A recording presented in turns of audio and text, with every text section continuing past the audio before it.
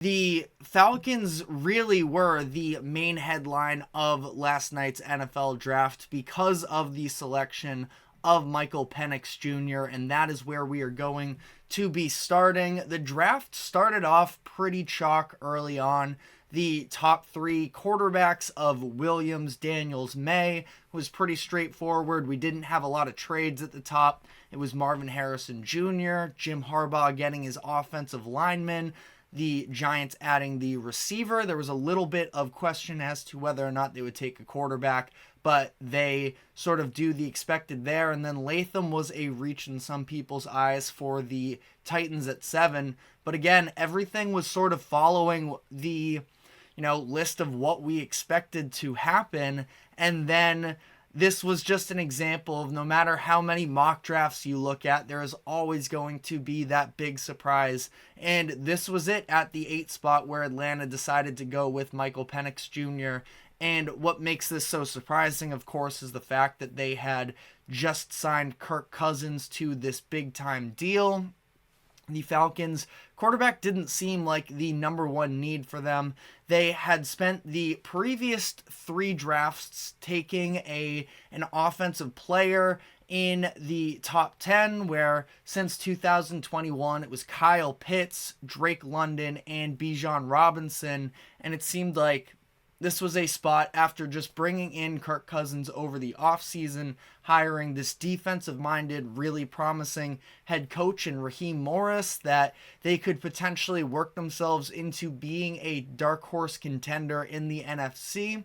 They are already the favorites in their division now, and they had their pick of any defensive player in the draft. The first 14 picks were actually all offensive players, but they could have gone with any of the edge rushers. Dallas Turner was a name that was very heavily connected to them. Latu was another one as well. But they also seemed like they were in a position where if they wanted to load up on some future assets as Morris builds up this team, that this was a spot where they could trade back as another team moves up to take J.J. McCarthy. But instead, they used their 4th consecutive top 10 first-round pick on an offensive player, and this is one in which Michael Penix likely isn't even going to see the field for multiple years here. Kirk Cousins is fully guaranteed through the next 3 seasons of his Atlanta Falcons contract, according to SpotRack. I've heard people also say that after 2 years, there's some sort of a sneaky out in the contract as well. Not 100% sure about that. I've heard it, but from what I've seen myself, it seems like 3 years to me. But, one way or another, they decide to, after dishing out this $100 million guaranteed to Kirk Cousins, they decide to, instead of getting him another weapon or adding to a defense to help Raheem Morris build up this unit, they decide to take a player who isn't going to be an immediate impact player for them. And Penix is also interesting considering the fact that he is one of the older quarterback prospects of the past few years, 23 years old already. Now, this was a pretty aged quarterback class as a whole, but the way that this plays out here, he may be 26 years old by the time that he's heading into his first regular season as the week 1 starter. And like I mentioned in my show, I believe it was yesterday, I do believe that this draft is going to be a very interesting case study as to how important age is in the quarterback evaluation process, because you have the Michael Penix, the Jaden Daniels, Bo Nix, all players that have gone in the first round, have a lot more age to them, while on the other side of the pendulum you have the J.J. McCarthy and Drake May, who are both much younger. So sort of as an aside there, but it is being reported that Penix was viewed by the Falcons as the second best quarterback in this draft, and it felt like they just couldn't pass up on the opportunity to get a potential franchise quarterback while they're still in reach of it in the NFL draft. I know that number 8 isn't exactly, the top of the NFL draft, but if they believe that Penix is the second best player second best quarterback that is in the draft, that they need to take this opportunity now, because in an ideal world for them, they are only going to be going up from here. So that's sort of the justification behind it. But it is very interesting to see, because if things do play out right with Kirk Cousins the next couple years and they are winning games and Cousins is still an effective player, they won't be at the top of the draft again for the next couple years. But there's also the fact that if Cousins is doing well, there's really no need for Penix, and they could have gone a different direction. So Falcons general manager Terry Fontenot gave a quote about the situation, and he said, if he sits 4 or 5 years, that's a great problem to have, because we're doing so well at that position. In this scenario, 4 to 5 years from now, Penix is going to be 27, 28 years old, and he is essentially saying that there is a chance, at least, that this 8th overall selection from them, where they had all of these sort of premier options, that it could amount to absolutely nothing other than being a backup quarterback by the time that Penix's rookie contract has come to a close in 4 to 5 years.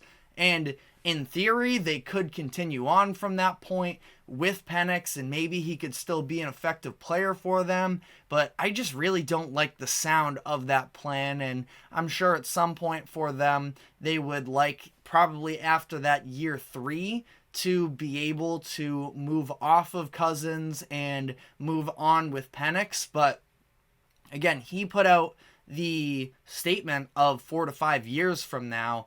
I just think I really disagree with that when you are talking about a top 10 pick, where at that point, rolling into a season with a 27-year-old quarterback, which is what happens if it is 4 years from now that Penix takes over, who hasn't been a starter in 4 years at any level of football, that is, how excited can you be about it? And who knows, maybe this works. Again, I think that the age conversation is going to be something very interesting to monitor. Maybe there's a chance the fact that one of Penix's biggest knocks was the fact that he was injury prone when he was at college. So being able to sort of fully recover from that, to, even though I think that the injury might be a little bit overblown in terms of his chance of re-injury, but maybe the fact that he's going to have this time to fully rehab. And I think the biggest thing is because we saw when he ran the 40-yard dash at his pro day that he can run. But the reality is, in these game situations, he's not running. And it's probably to some degree because he doesn't trust that knee because of the injuries in the past. So maybe that's something that they can work out, and that the years of rest could benefit for him. But I posted a short on this last night, and I had a discussion with some people in the comment sections about, well, JJ McCarthy seems like a little bit more of the player that you can mold into a franchise guy if you have him spend a couple years on the bench. So why would you? And I'm not the biggest McCarthy fan myself. I know that a lot of people aren't either, so I'm not 100% saying I disagreed with taking a quarterback, period, in that position. But then from that point, it's, well, was Penix even the right quarterback to go at that spot? I don't necessarily have a definitive answer, and I don't think anybody can have a definitive answer this far from when these players are actually going to be thrown into a game situation. But another interesting report that came out, Diana Rossini put out a tweet saying that Penix didn't visit with Atlanta when they brought in their top 30 prospects. And in terms of in-person scouting, quote, the Falcons, quote, only attended a 45-minute workout and met with him at the combine. Now, I think that Orlovsky also said something on ESPN Airs about the fact that they did some sort of outdoor workout in some chilly weather and windy, and it seemed like he was completely unfazed by that, for whatever that means. I don't know if that was the 45-minute workout that Rossini is referencing in this tweet.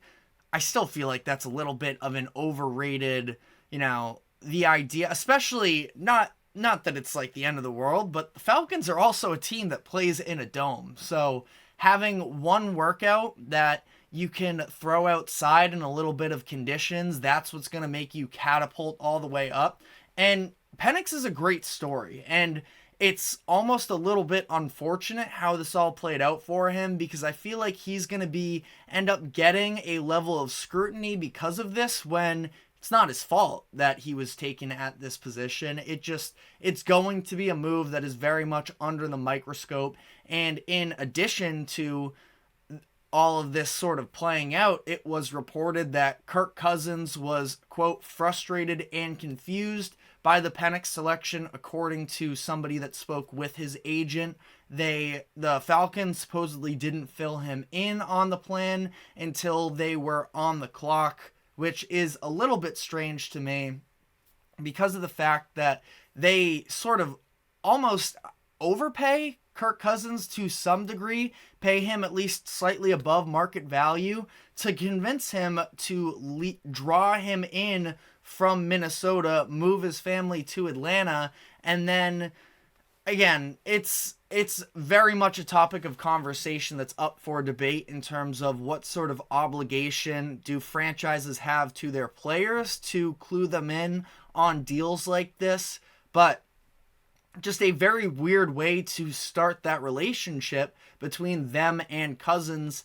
And because of the fact that it's now public that Cousins wasn't thrilled with this type of a move, that it is going to be a story as the Falcons come into training camp. And I don't think that there really was a way for Cousins to come out a winner here, because even if he said that he was, open arms with Penix, still that feel like people would probably be maybe calling a little BS on that. But either way, to already draft the replacement of the player that you just spent big money on in free agency is very strange to me. And I do feel like to some degree it might be a statement on how Raheem Morris views and maybe Arthur Blank. I'm not sure how involved he was in this type of a move. There was the clip that's been circulating about Fontenot speaking with Arthur Blank, and it was a 30-second clip. Just body language wise, it seemed like Arthur Blank was a little bit confused, and that Fontenot looked like he was trying to almost explain and sell Blank on the idea. Again, that is a very, very aggregated clip there. We're not sure what exactly was being said in that moment, but I do think that it's interesting coming off of the ESPN article that was released last week about the Bill Belichick coaching search, and the fact that he was in talks with Atlanta and Belichick wasn't necessarily sold on the quality of the roster as a whole in terms of being a contender.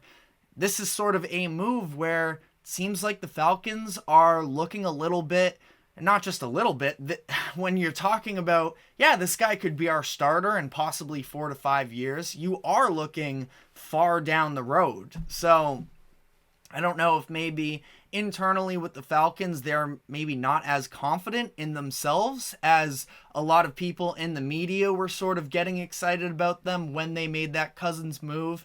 But it's just a very interesting discussion.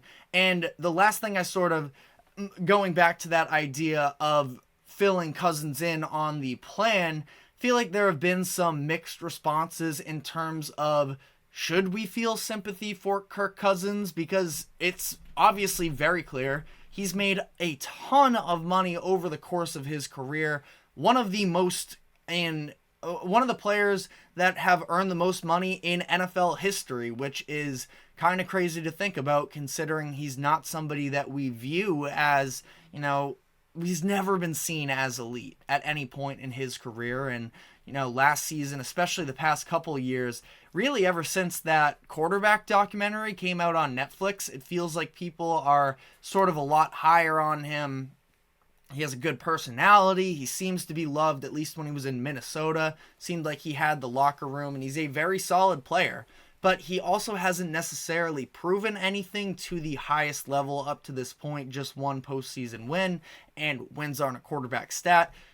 He's was in a Washington situation that wasn't extremely favorable, and I don't know. I mean, some of those Minnesota teams were legitimately good, but either way here, I feel like it's just a debate that people are always going to argue about. Well, I don't think the money part of it, when you talk about Cousins, should be part of the discussion. I think that more than anything, this is sort of just it's a conversation about the ethics of how should athletes be treated by the front office. And you sign up to play the sport, and it is very transactional based, and it's a business, and it, as opposed to everyday jobs and businesses, there's a level of cutthroat to it where things can change on you in a flash. And I guess that supposedly isn't necessarily all too unlike the real world, but I don't know. It's a very interesting conversation here, because yes, he makes a ton of money, but he also just moved his entire family out to Atlanta because he thought that that's where he was going to finish up his career. That's what he said when he first signed there, and now I'm not really sure how this is going to play out long term, but definitely let us know what you feel about this situation in the comments. We will be touching a little bit more on Penix, but more generally, I want to dive into the landing spots for all 6 quarterbacks that were selected. It was historically fast it was historically fast at the rate that these quarterbacks came off the board last night. So we are going to be taking our first break of the show. When we come back, we're going to be diving into all of that. So stick with us, and we will be right back.